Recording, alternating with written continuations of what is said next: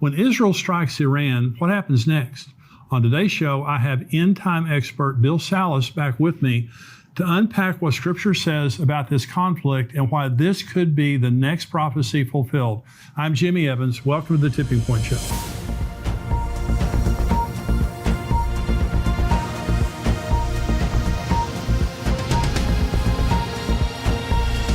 Welcome to the Tipping Point Show. I'm Jimmy Evans. I'm so glad that you've joined me today.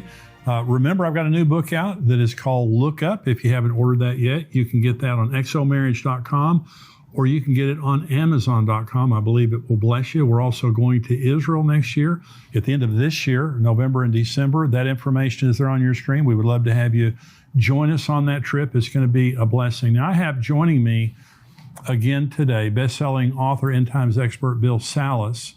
He was with me last week, and we were talking about this Iran prophecy, this Elam prophecy, and we're going to be talking about it again today. He is the founder of Prophecy Depot Ministries. He's written 11 books, produced 14 DVDs.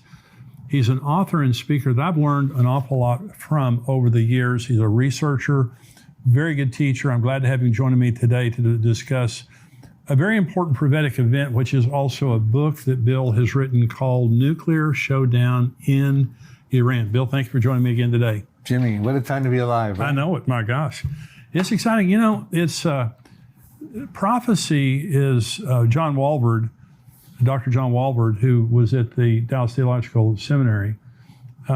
He was considered, I think, the scholar, the prince of scholars in the end times. He located 1,000 prophecies in the Bible. He actually wrote a book called Every Prophecy in the Bible that people can get. 1,000 prophecies in the Bible, and 500 have been literally fulfilled. And the other 500, of course, he said they will be literally fulfilled. Right. So Bible prophecy is all over the place, and it's empirical, it's measurable, and I don't think there's ever been an event in my lifetime other than the reestablishing of Israel, which was 1948. I was born in 1953. But except for the establishment of Israel, what's happening in Iran right now is just really an in-your-face fulfillment of Bible prophecy. There's going to be, of course, you wrote this book about Jeremiah 49. What do you think right now? Because we're going to talk about, last week we talked a lot about Jeremiah 49 and kind of the history of what's happened between Israel and Iran. What do you think right now is the most significant thing that's happening related to Israel and Iran? Absolutely. And I would also like to, before we start on the laying the whole thing out, maybe give them a quick recap. I can do it real quick about our show last week in case they didn't. Absolutely. See it. Jeremiah 49 verses 34 through 39 speaks of 6 verses speaks about a disaster that happens, probably nuclear, in Iran, mainly around the western side of Iran, by the Persian Gulf over there. What happens is a time comes where the Lord gets fiercely angry with Iran. He brings about a disaster. The reason he's angry is because there's bad leadership, because he says he will destroy from there the kings and the princes, and he'll bring about a disaster.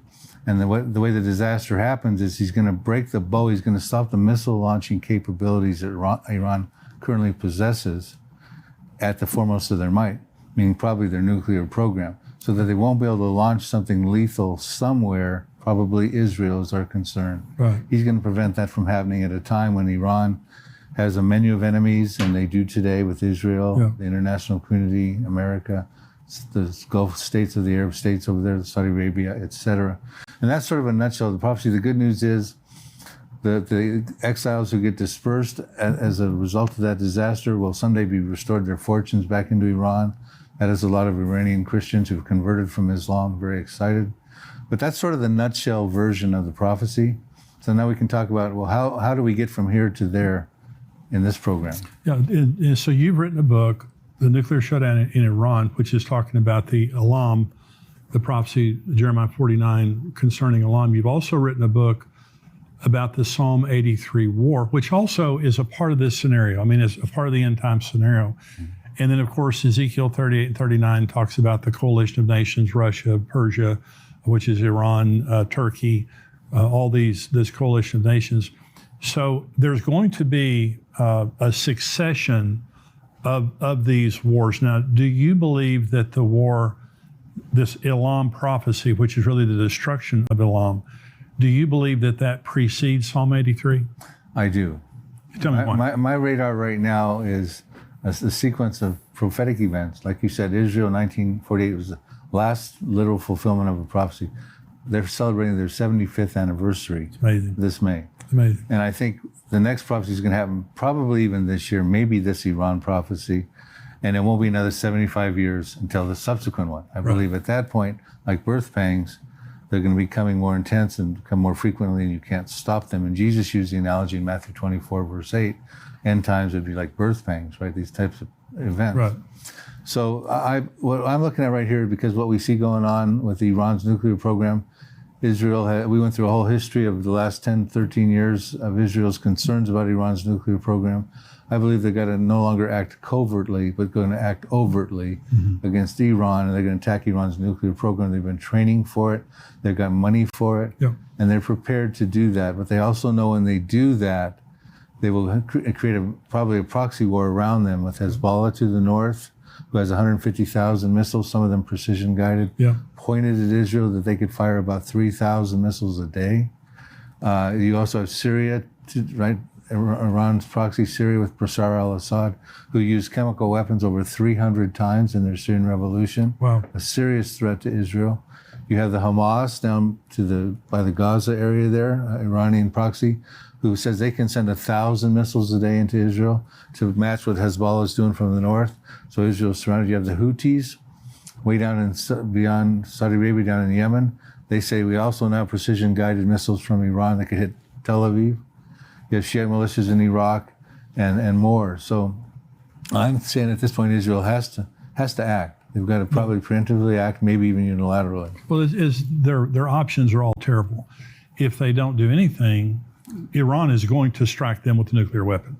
They've said they will. They've been trying to get nuclear capacity, which they either are there, they're very close to being there. Now, on the last program, Bill, you were talking about how they have attacked Iran's nuclear facilities over and over, killed their nuclear scientists, all those things like that. And so Israel knows what's happening in Iran. Do you believe that? I mean, in their nuclear program. I absolutely do. Matter of fact, the Mossad had confiscated 100,000 documents of Iran's nuclear program back in, they released information on that in April of 2018. So they can get in there and they can get the information they want. So I think they're pretty well aware of the status and progress of Iran's nuclear program. So I'm saying that to say they know when to strike. They know how close Iran is to getting the nuclear warheads, so they know when to strike. It seems as though that because of the rhetoric of Israel and Iran, that's getting pretty close. They're getting pretty close. So if Israel doesn't strike, one nuclear strike from Iran to Israel is pretty much game, set, match if they hit the right place. So Israel, they can't do that. So their other choice is to bomb Iran, which immediately starts all the proxies going on. Right. Now, do you believe that's the Psalm 83 war? I believe, here's how I would lay this out, Jimmy, if I can. I've got it down to a few-minute version. You can. Right? I've been done enough of these shows, right? Israel and Iran go toe-to-toe. Israel probably preempts the strike. Iran then calls upon its proxies, who we just enumerated upon. Right. It's got Israel surrounded. Right. Now, Iran is not in the Psalm 83 war, which we can talk about who is in just a moment. But Syria, under the banner of Assyria, Hezbollah under the banner of the inhabitants of Tyre in Psalm 83, Hamas down in the Gaza, the Philistines as part of Psalm 83. They're all involved in Psalm 83. I believe they would then come with Iran against Israel. And I think Israel comes under a prison rules fight. I mean, they're in trouble now because their Iron Dome and their defense missile systems cannot stop the barrage that's going to come against them. And I believe then you would see Israel has to act out with a nuclear weapon and take out a major city to make a statement. And I believe that city they would destroy would be the most opportune city to destroy, right close to them, is Damascus. Right. I believe they would reduce Damascus to rubble in fulfillment of Isaiah 17, verse 1. Right. It says, Damascus will cease from being a city, it will be a ruinous heap. We find out in Isaiah 17:9 that desolation is caused by the children of Israel, the Israeli Defense Forces. who exist in fulfillment of Bible prophecy, which I can get into if time permits. It also says in Isaiah 17, verse 14, that one night you see him in Damascus in the masculine pronoun, in the morning he is no more. This is the portion of those who rob us and those who plunder us, meaning in self-defense, overnight, against the barrage that's happening against them, Israel takes out a major Arab city. When they take out Damascus, the Arab world is going to flip out, because that's an Arab city, and it's the oldest continuously inhabited city in recorded history, dates back to the time of Abraham. Yeah. And they're going to be concerned, what about Beirut? What about Amman, Jordan? And Amman, Jordan goes next. I can point that out in a minute. What about Cairo? What about Mecca, right? They're going to be concerned. What's to stop Israel from using a nuclear weapon? That was probably a nuclear weapon they used on Damascus, strategically launched at a certain height, from taking out our cities. And by the way, in Isaiah 17, verses 4 through 6, which I didn't quote, talks about at the time of this battle with Syria, it says that the glory of Jacob will wane lean, his glory will fade, his flesh will wax lean. It'll be like a shaking of an olive tree with two or three olives left in the uppermost branch and 4 or 5 in the fruitful boughs. And when you use the imagery of what Isaiah seems to be saying is that you superimpose an olive tree over a map of Israel, and an olive tree can have 500,000 olives on it, on a modern, and they're very common trees in the Middle East and in Israel. Yeah. And you got a shaking, and there's only a few left in the uppermost branch, and a few more down in the fruitful boughs. So it looks like Israel takes a hit with all the weapons and stuff coming against them. Their glory fades, their flesh waxes lean. Not a good image for Israel. Right. And I think the Arab world then goes, well, wow, they could take out our city. Let's come together now and make a final shot at them, which they did. They tried to take them out in 1948, 1967, 1973. But now's our opportunity. If we don't do it now, they might take out our cities. I believe that's when you get into Psalm 83. And the next city that then goes is Amman, Jordan. We find out that's the capital of Jordan. We find out in Jeremiah 49, verse 2, it says, there's an alarm of war in Rabbah of the Ammonites, that's Amman, Jordan. It shall be a desolate mound, and Israel will take possession of its inheritance. Wow. Meaning Israel's taken them out, just like they took out Damascus. They're not too far away from each other. No.